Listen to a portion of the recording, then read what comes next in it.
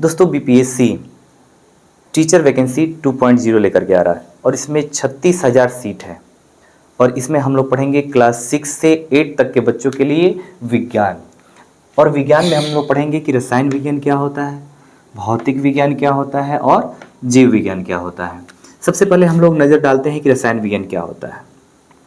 रसायन विज्ञान की उत्पत्ति मिस्र देश में हुई है। कहाँ पे हुई है? मिस्र देश में। रसायन विज्ञान की उत्पत्ति मिस्र देश में हुआ है। कीमिया शब्द से हुआ है, कीमिया शब्द से, और कीमिया का अर्थ होता है काली मिट्टी, काली मिट्टी। रसायन विज्ञान की उत्पत्ति मिस्र देश में हुआ है, कीमिया शब्द से हुआ है और कीमिया का अर्थ होता है काली मिट्टी। और यहाँ पे बात किया जाए अगर फादर ऑफ केमिस्ट्री की यानी कि रसायन विज्ञान के पिता की या रसायन विज्ञान के जनक की, तो लेवर्सिए हैं या लेवाइजर हैं।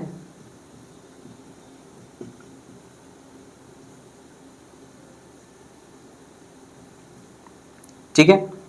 अब रसायन विज्ञान में हम क्या करते हैं? ये विज्ञान की एक शाखा है, ब्रांच है। इसमें हम किसी पदार्थ के बारे में अध्ययन करते हैं। रसायन विज्ञान में हम किसका अध्ययन करते हैं? पदार्थ के बारे में। पदार्थ को हम वस्तु भी कह सकते हैं या द्रव्य भी कह सकते हैं। ठीक है। रसायन विज्ञान में हम पदार्थ का अध्ययन करते हैं, लेकिन पदार्थ का किसके बारे में अध्ययन करते हैं? तो पदार्थ के गुण, पदार्थ का संगठन और इसके संरचना के बारे में अध्ययन करते हैं। रसायन विज्ञान विज्ञान की वह शाखा है जिसमें पदार्थों के गुण, संगठन और संरचना का अध्ययन करते हैं। कोई पदार्थ है, जैसे ये मार्कर है, इसकी प्रॉपर्टीज क्या है, ये किन किन चीज़ों से मिलकर बना है, इसका संगठन क्या है और इसका स्ट्रक्चर क्या है, इसका अगर स्टडी करना हो तो किस में स्टडी करते हैं? रसायन विज्ञान में। रसायन विज्ञान की उत्पत्ति कहाँ पे हुई है? मिस्र देश में हुई है। और किस वर्ड से हुई है? तो कीमिया वर्ड से हुई है और कीमिया का अर्थ होता है काली मिट्टी। समझ में आया इतना? अब आते हैं कि पदार्थ क्या होता है, पदार्थ कहते किसे हैं, द्रव्य कहते किसे हैं। तो हमारे ब्रह्मांड में दो चीज है, पहला है पदार्थ और दूसरी है ऊर्जा। पदार्थ को हम मैटर भी कहते हैं इंग्लिश में। अब पदार्थ किसे कहेंगे? तो अगर दो चीजों को ये फॉलो करेगा, कोई भी वस्तु दो चीजों को फॉलो करेगा, वो पदार्थ बन जाएगा। जैसे कि पदार्थ अगर होगा तो स्थान घेरेगा और उसमें भार होगा। ठीक है। पदार्थ या द्रव्य क्या है? वे वस्तु जो स्थान घेरता है और जिसमें भार होती है। जैसे कि मैं मार्कर की बात करूं तो मार्कर को अगर जहां पे हम रख देंगे वो स्थान घेर लेगा और इसमें भार भी है, तो मार्कर हमारा क्या हो जाएगा? द्रव्य हो जाएगा, पदार्थ हो जाएगा। जैसे हम लोग हैं, अगर हम कहीं पे बैठते हैं तो वहाँ पे स्थान घेर लेते हैं, खड़े होंगे तो भी स्थान घेर लेंगे और हमारे अंदर वेट भी है, तो हम लोग क्या हो जाएंगे? पदार्थ हो जाएंगे। आप अपने आसपास नज़र घुमाइए, जितनी भी चीज़ें हैं वो आपको पदार्थ ही दिखाई देंगी। लेकिन बात करते हैं ऊर्जा की। ऊर्जा क्या होता है? तो कार्य करने की क्षमता को ऊर्जा कहते हैं।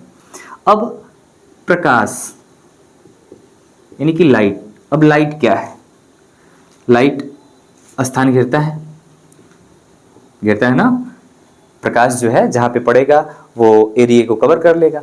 प्रकाश स्थान भी घेरता है, लेकिन प्रकाश में भार होता है? नहीं होता है। तो अगर भार नहीं है तो पदार्थ तो नहीं हुआ, क्योंकि पदार्थ होने के लिए स्थान भी घेरना चाहिए और उसमें भार भी होना चाहिए।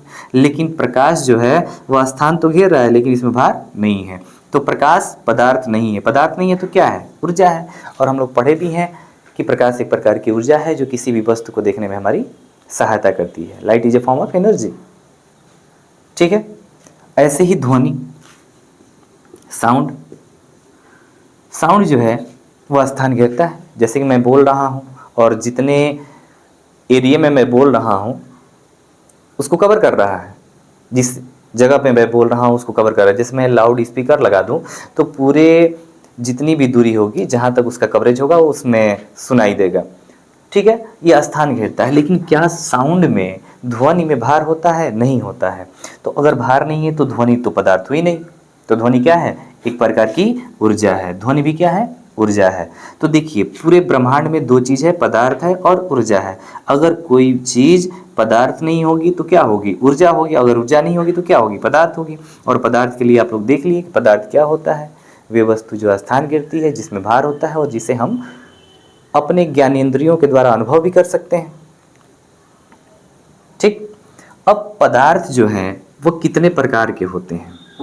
पदार्थ जो है वो दो प्रकार के होते हैं। एक होता है शुद्ध पदार्थ, शुद्ध पदार्थ, और दूसरा होता है अशुद्ध पदार्थ।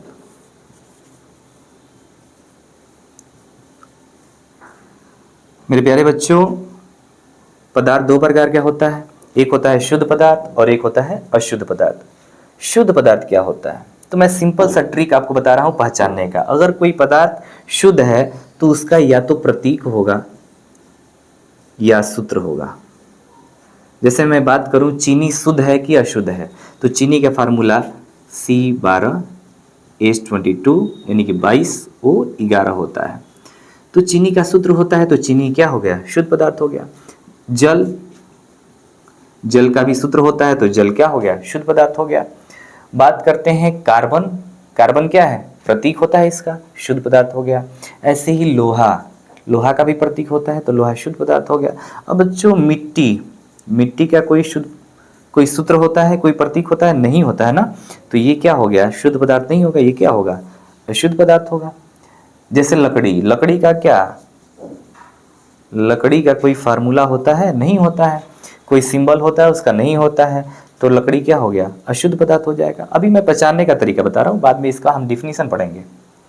तो शुद्ध पदार्थ और अशुद्ध पदार्थ समझ में आ गया। शुद्ध पदार्थ वे पदार्थ, ठीक है, जिसके अब डिफिनीशन इसका हम लोग पढ़ेंगे।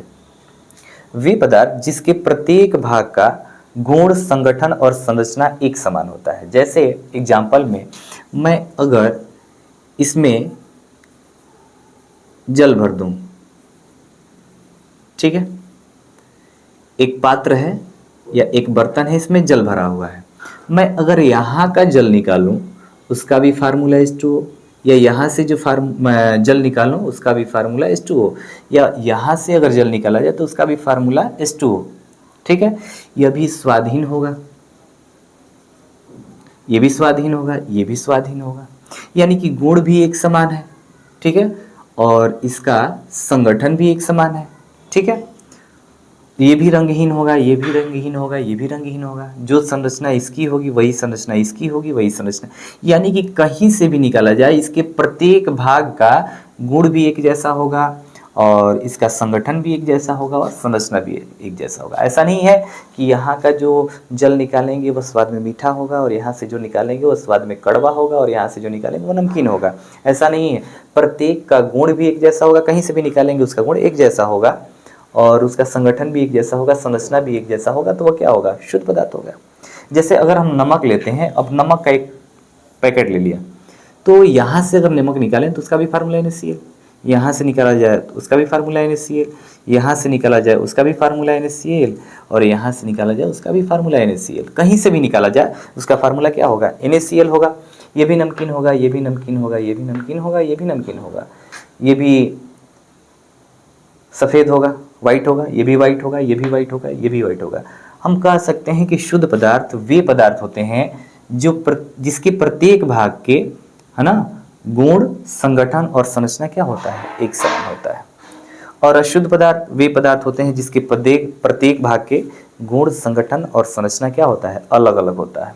क्लियर?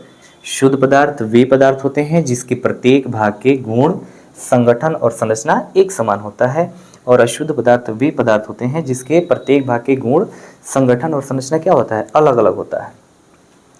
अब जो शुद्ध पदार्थ होते हैं इसके भी भाग हम लोग पढ़ेंगे। अब